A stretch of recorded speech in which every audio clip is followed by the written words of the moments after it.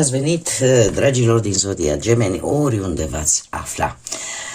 Sunt încântată ca de fiecare dată să fim din nou împreună la o nouă lectură generală, de data aceasta pentru luna aprilie a acestui an 2026.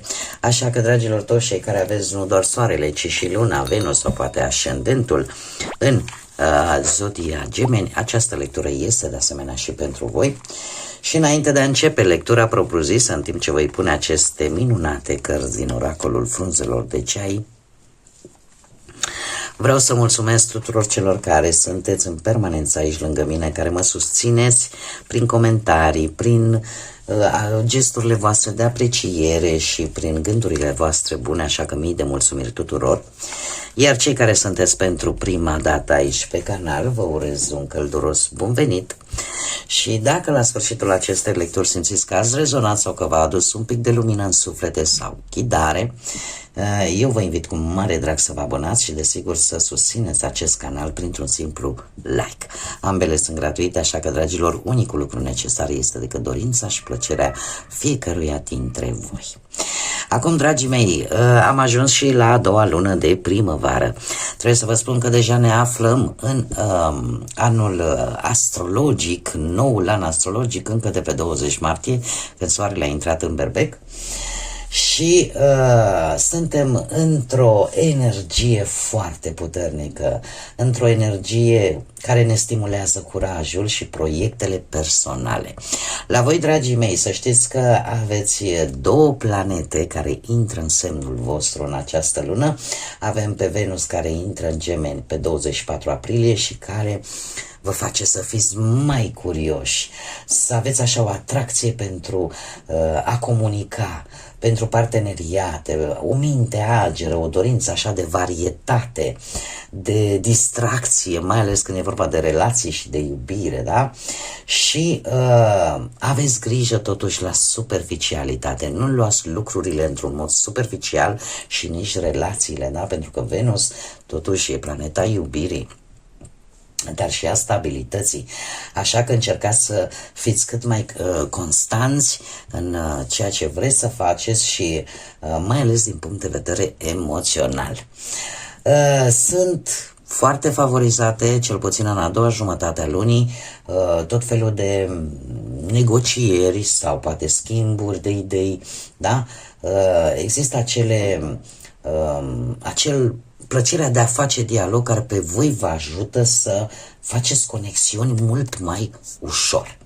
Și mai avem și pe Uranus care intră tot în semnul vostru pe 25-26 aprilie, deci aproape de sfârșitul lui aprilie, care, ce să vezi, va duce surprize, dragilor, surprize, schimbări neașteptate, că pot veni în comunicarea voastră cu ceilalți, sau că pot veni, nu știu, prin tehnologie sau o interacțiune foarte rapidă, foarte originală în același timp și care e orientată așa către viitor. Puteți, nu știu, să vreți să vă dezvoltați anumite talente, mai ales cei care vă pricepeți mult, nu știu, pe informatică, pe mass media sau pe tehnologie, în general tot ce ține de lucrurile astea moderniste, chiar dacă uneori simțiți așa o agitație mentală un pic prea mare, da? Totuși la voi se va simți dorința asta de a lupta pentru o anumită cauză, pentru un anumit ideal. Cumva lucrul ăsta vă poate ajuta și să vă deschidă noi drumuri. Da? Și chiar dacă o să aveți perioade în care veți simți așa o ușoară confuzie între a acționa din impuls sau în a acționa intuitiv. Dar pentru voi, dragilor din Gemeni, aprilie vine așa pe general cu o comunicare flexibilă, e așa pe gustul vostru și vă veți adapta foarte ușor. Veți fi mult mai curioși, mult mai comunicativi și, cum am mai spus, puteți avea nu doar idei, ci și colaborări care să vă favorizeze, mai ales pe plan sentimental, și în felul ăsta se pot crea întâlniri interesante, momente sociale interesante, unde ar trebui voi să aveți un pic de grijă și aici veți fi un pic provocați, tendința aia de a vă împrăștia așa în mai multe locuri și a începe multe lucruri și a nu termina niciunul. Așa că cumva încercați așa să vă decideți exact pe ceea ce este important și în același timp să acordați o analiză lucrurilor care chiar sunt importante pentru voi. Șanse neașteptate pot veni pe plan profesional și eu aș spune, așa cum am mai spus aici, voi sunteți favorizați pe tot felul de colaborări și comunicări eficiente în ceea ce privește munca. Bănuții pot veni, nu știu, prin investiții pe care chiar voi le-ați creat sau prin tot felul de proiecte noi care pot fi recompensate, așa cum să spun eu, așa cum le începeți voi, își pot găsi o recompensă financiară. Atenție totuși la unele riscuri neplanificate. Surprizele totuși să știți că nu vor lipsi și nu numai la voi și la alte zodii și asta tocmai datorită, să mai bine zis, din cauza acestei energii puternice a Berbecului, care are foarte, foarte multe planete și foarte multe aspecte astrale în Berbec în această lună aprilie. Cum de asemenea, chiar și cei care vă aflați într-o relație, puteți avea momente în care comunicarea să fie mai bună, mai clară. E adevărat că vă cam încearcă așa, sunteți cam împinși un pic și către aventură, către distracție, dar puteți avea întâlniri interesante, mai ales și singuri și mai ales prin rețelele sociale sau prin tot felul de activități intelectuale.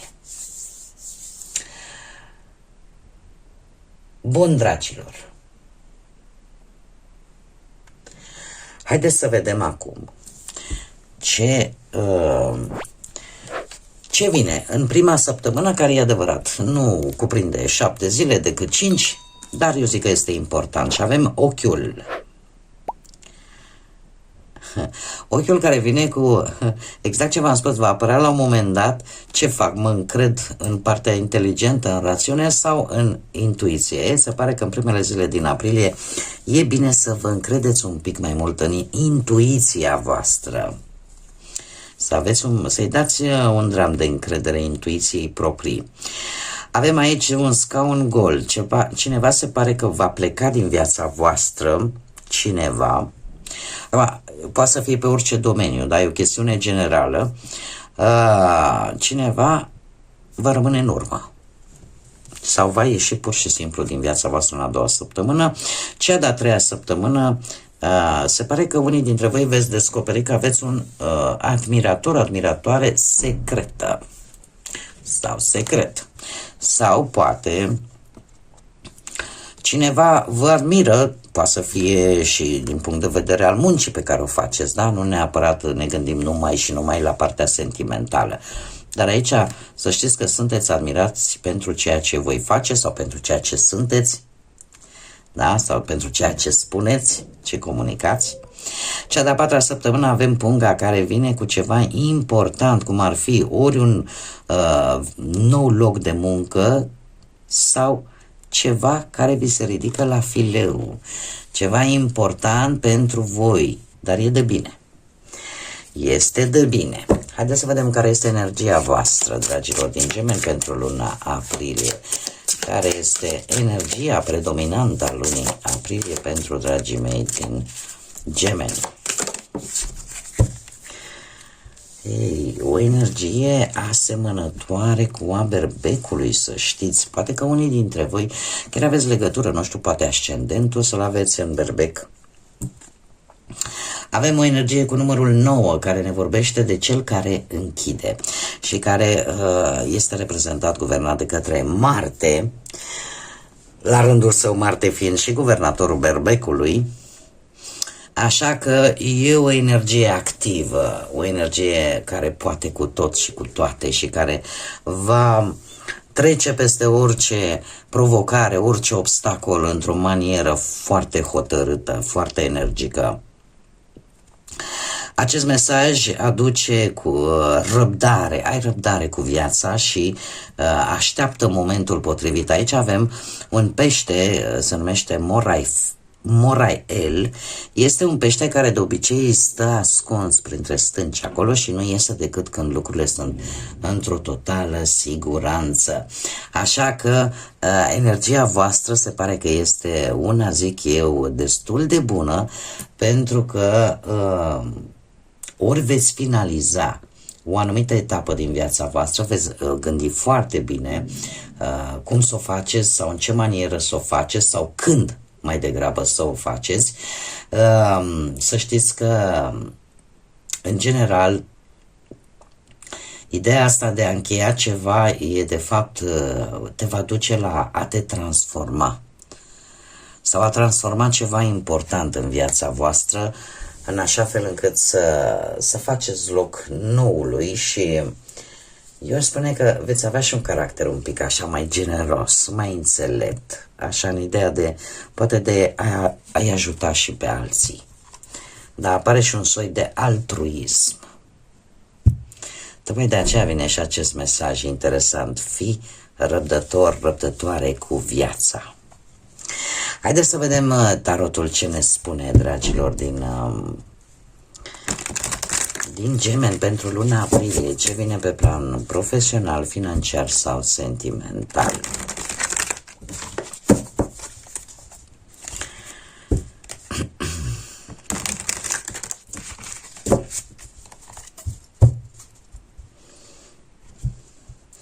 Faptul că voi veți avea o energie așa flexibilă nu este ceva nou, pentru că voi oricum sunteți destul de flexibili și destul de comunicativ, că doar vă guvernează Mercur, nu? Și e posibil în această lună, Mercur fiind în Berbec, cam de pe la jumătatea lunii, așa, să faceți și niște călătorii așa neplanificate cu totul. Haideți să vedem. Lăsăm la o parte comunicarea pe care deja am văzut că va fi la cote mari. Și chiar vă va ajuta foarte mult. Deci, avem un cavaler de cupe, un 4 de spade și Marea Preoteasă. Avem zodii de apă, Rac, Pești, Scorpion. Pot reprezenta pentru voi poate Luna, Venus sau poate chiar ascendentul pentru unii dintre voi. În ceea ce privește munca, aș spune că ori voi încercați să aduceți un proiect sau o idee foarte bună la care voi ați pus suflet, să încercați să le prezentați la locul de muncă, da? Sau cu echipa cu care voi lucrați în comun. Sunteți foarte entuziasmați de acest proiect, de această idee creativă pe care voi o aveți. Ce este foarte interesant, îmi cer scuze pentru claxoane, asta se mai întâmplă, unii mai blochează intrările altora, sper să nu se audă atât de tare. Acest 4 de spade îmi vorbește de o perioadă în care ori această idee, ori vi se pare vouă că ori nu e primită bine, ori că o amânați și mai vreți o perioadă de răgaz, sau dați un pic așa, bateți pasul în retragere pentru a o reorganiza și mai mult, sau pur și simplu, parcă te-ai retrage temporar pentru a o gândi mai bine, poate mai strategic, sau pur și simplu, aici bine ar fi să nu fie așa, să stagnați cu acest proiect, cu acest plan al vostru profesional, din teama de a acționa sau din teama că implică prea multe responsabilități. Acum voi adaptați, dar Marea Preoteasă îmi vorbește de, totuși, că ar fi bine să vă ascultați instinctul înainte de a lua această decizie. Să vă ascultați instinctul și să alegeți, nu știu, acele proiecte care vouă vi se potrivesc, acele planuri care vouă vi se potrivesc, nu doar cele foarte atractive la prima vedere. Da? Cumva încercați să observați ce fac ceilalți înainte de a te implica. să urmărești echipa, să urmărești concurența pentru a înțelege mai bine situația respectivă. Învățați să vă documentați foarte bine înainte de a începe ceva nou, cum ar fi, nu știu, cum am mai spus, planul ăsta sau niște studii, că sunt ele, fie ele online sau fizice, da? Sau să încercați așa să citiți anumite materiale care sunt legate de o anumită specializare profesională. Da, adică se cere un pic de istețime, ca să spunem așa, și sunt lucruri care ar fi bine sunt unele informații care ar fi bine să le țineți pentru voi, nu să le expuneți în mod direct. E posibil de asemenea ca unii dintre voi să amâne. Mie mi-apare aici că tot, orică vă simțiți prea obosiți, acum sunt și astăniile astea de primăvară, dar când e vorba de locul de muncă, e posibil să primiți o ofertă foarte bună. Sau o ofertă care, în aparență, cu acest cavaler de cupe, să vă creeze anumite așteptări care depinde foarte mult de voi, să vedeți dacă au o bază reală sau nu. Că pot veni de la colegi, că pot veni, cum am mai spus, de la tot felul de proiecte sau cumva, totuși, aici vorbim și de intuiție.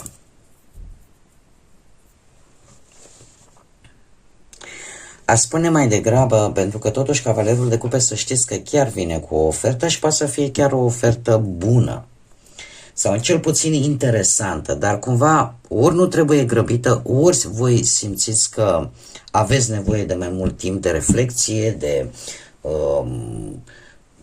intuitiv, parcă simțiți că nu trebuie să vă grăbiți și nu trebuie să faceți o alegere pripită. Poate să fie și acest lucru.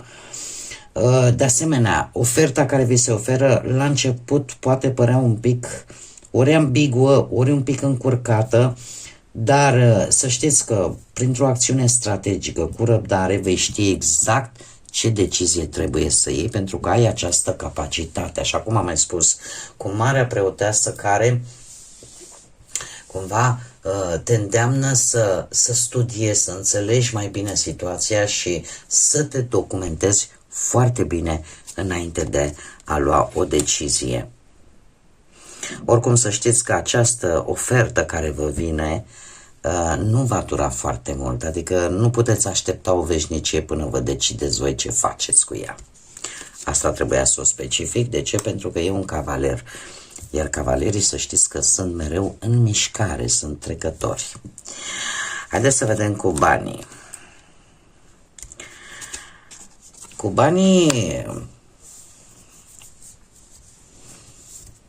s-ar putea să aveți ceva de plătit important la vreo autoritate, la vreun, nu știu, să vă vină chiar și vreo înștiințare judecătorească din partea unei autorități de stat, ceva legat de finanțe posibil, care să vă cam îngreuneze un pic veniturile în această lună, dar se pare că veți trece cu bine de această provocare cu acest rege de spade. Haideți să le luăm așa. Acest rege de spade pe planul ăsta financiar arată o gestionare mult mai responsabilă și o planificare mult mai strategică, așa că este vorba probabil de o investiție pe care ori ați făcut-o, ori vreți să o faceți. Fiți destul de prudenți și încercați oarecum să vă planificați un pic bugetul pe termen lung. Faptul că avem un 10 de bâte aici, pe partea banilor, îmi arată posibile eforturi financiare destul de intense pentru ca voi să încheiați ceva, o situație, o problemă, un proiect, sau pur și simplu să vă respectați un anumit angajament. E posibil, nu știu, că trebuie să plătiți furnizorii, că trebuie să finalizați poate un anumit proiect sau o anumită situație. Este un moment în această lună în care voi trebuie să fiți organizați, să nu vă înșirați în 20.000 de locuri și să gestionați resursele cu mai multă atenție. Pentru că alminteri puteți simți povara, ca să spunem așa, din cauza acestor cheltuieli și uneori lucrul ăsta chiar poate să vă streseze destul de mult, mai ales pe partea asta a banilor. Ce este frumos? Faptul că avem un as de cupe, un as de cupe care pe partea banilor îmi vine totuși cu posibile câștiguri. Ori câștiguri care vin, nu știu, de la persoane cu care voi aveți o anumită legătură, ori că unii dintre voi poate să se ocupe și cu vânzări de-astea de produse handmade, făcute de mână, și care de unde voi mai puteți obține niște bănuți, în general produse creative. Cum de alminteri aș mai spune că voi chiar puteți obține niște bani dintr-o anumită pasiune a voastră, ceva ce vă place să faceți. Da, și cum bine am văzut, poate să fie legat de tehnologie, nu știu, de orice, unde voi vă pricepeți cel mai bine. De asemenea, aș mai spune că mare atenție la cheltuitul impulsiv pe lucruri care ți aduc așa decât o bucurie atunci imediată și, de fapt, pe termen mediu și lung, cam nu prea își fac treaba, ca să zicem așa. Asta ar fi atenționare. Dar ce pot eu să vă spun este cu acest as de cupe că puteți avea o sursă de venit dintr-o conexiune cu cineva din familie, nu știu, cineva cu care voi aveți o legătură într-un fel sau altul un pic emoțională. Sau, pur și simplu, să descoperiți, nu știu, să găsiți și bani pe stradă, poate să fie. Și să-ți dea emoție așa. Să-ți vină o sumă de bani care să-ți dea pur și simplu o emoție de moment atunci. Sau să găsiți niște bănuți pe care voi i-ați spus voi bine într-un loc și ați cam uitat de ei și să dați de ei când faceți curățenia până în sărbătorile pascale. Cui nu-i s-a întâmplat lucrul ăsta? Și mie mi s-a întâmplat. Și de aici pot veni bănuți. Haideți să mergem mai departe și să vedem cei care sunteți într-o relație, într-un cuplu. Voi, dragilor, pe partea sentimentală avem un 3 de bâte, un 8 de monede și un 5 de bâte. 3 de bâte. Treiul de bâte îmi vorbește de o relație care avansează, unde chiar aveți șanse de creștere împreună, ori că faceți planuri în comun, ori că descoperiți că aveți hobby-uri comune care să vă lege și mai mult cuplu și cumva vă simțiți destul de entuziaști, destul de încrezători în direcția pe care relația voastră merge. Optul de monede vine totuși și cu o energie constructivă. De ce? Pentru că probabil în această lună relația voastră se va baza pe efortul ăsta reciproc, pe ceea ce construiți voi împreună, da? Legat poate de o casă, de o familie, da? Un proiect de relație, să-i spunem așa, în care voi încercați să aduceți îmbunătățiri și să vă susțineți reciproc. Ce este foarte interesant, acest 5 de bâte. 5-ul de bâte, dragilor, îmi arată totuși niște mici conflicte sau mici rivalități. De unde? Păi uite, din discuții legate de anumite planuri sau anumite orgolii. Cu cine are dreptate? Este un moment bun, chiar dacă aceste mici conflicte, că până la urmă sunt inerente, ele tot apar. Îmi cer scuze. Bun. Ce înseamnă asta? Asta înseamnă că fiecare, într-un fel sau altul, arată, uite, eu am dreptate. Dar este un moment bun în care voi aveți ocazia să învățați despre cum să negociați într-o relație, cum să vă adaptați, cum să gestionați aceste mici tensiuni care pot apăra în relația voastră. Ce este, în schimb, de evitat, această competiție, această încăpățânare care poate exista într-o pereche, nu poate face altceva decât să aducă niște tensiuni. Și atunci apar mici frustrări, mai ales dacă unul dintre voi nu acceptă compromisul sau nu știe să lase de la el sau de la ea. Mergem mai departe și haideți să vedem cei care sunteți singuri, dragii de voi. Avem o regină de spade, dacă am avut un rege de spade, avem și o regină de spade care cu siguranță vă reprezintă pe voi și un 8 de spade și un 10 de monede. Măi, dragilor dragi,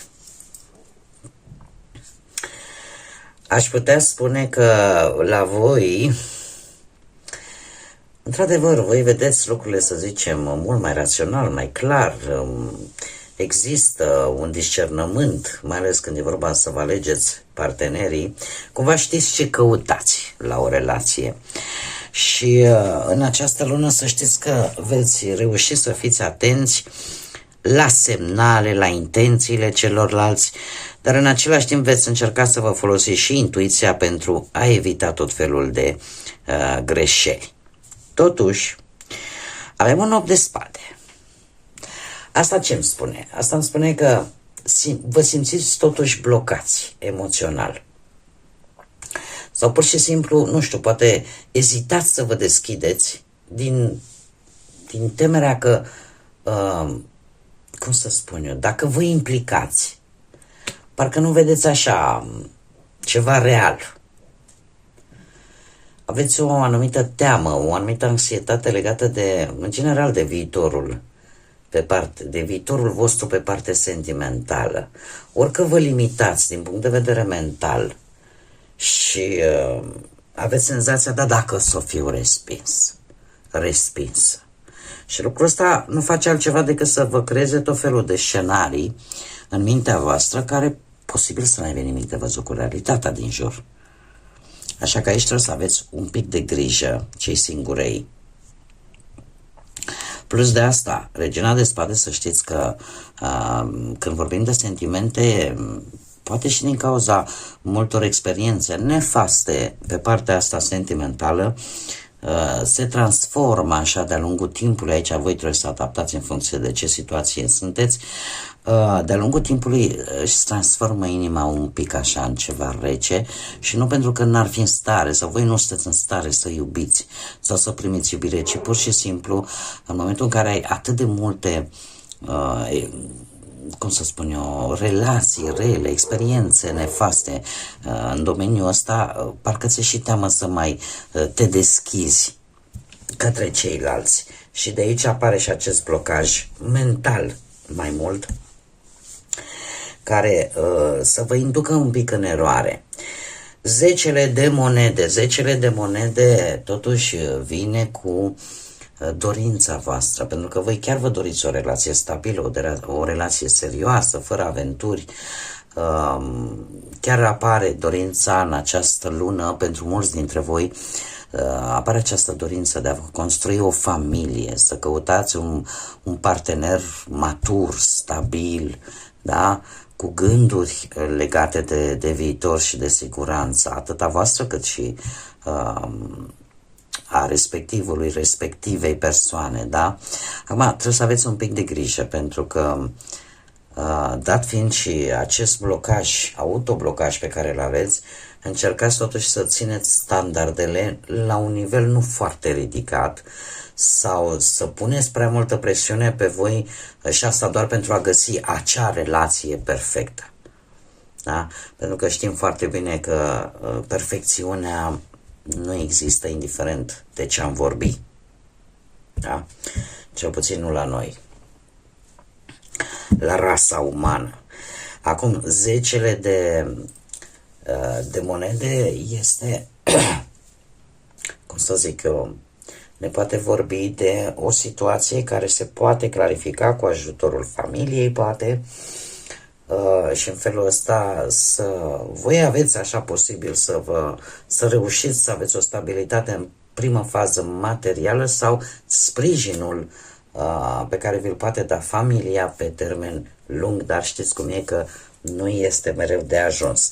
Am puteți să și cunoașteți, aveți șansa să cunoașteți pe cineva. Nu știu dacă îl veți cunoaște sau o veți cunoaște în această lună, dar va exista șansa să cunoașteți pe cineva care provine ori dintr-o familie mai bine înstărit, așa, ori care are o stabilitate din punct de vedere material destul de bună. Haideți să vedem acum și mesajul spiritual pentru voi, dragilor, cea mai lungă zodie. Un mesaj pentru dragii mei din Gemeni,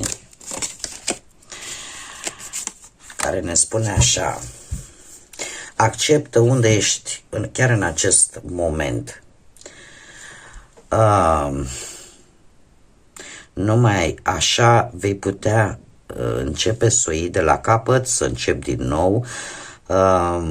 Încearcă să vezi foarte clar intențiile tale, pentru că asta vor face mult mai ușor, vor ușura misiunea noastră a Universului de a te ajuta și de a deschide acele uși într-un mod neașteptat pentru tine, așa că fii pregătit, pregătită.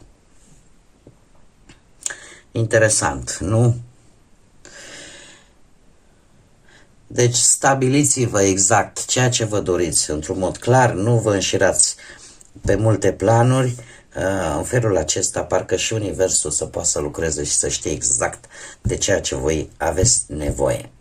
Și, bineînțeles, se precizează că e posibil ca unele uși să se deschidă într-un mod cu totul și cu totul neașteptat pentru voi. Așa că fiți pregătiți. Bun, dragii mei, cam atât am avut pentru voi. Acestea au fost mesajele. Eu sper din suflet că v-au adus un pic de ghidare, un pic de claritate în gânduri, în suflete. Vă mulțumesc că mi-ați fost alături și până la următoarea noastră revedere. Nu uitați, suflete frumoase, să zburați înalt și dat fiind și faptul că aprilie este o lună importantă din punct de vedere religios, avem Sfintele Sărbători Pascale, vă doresc ca credința, iubirea și pacea să vă însoțească la fiecare pas.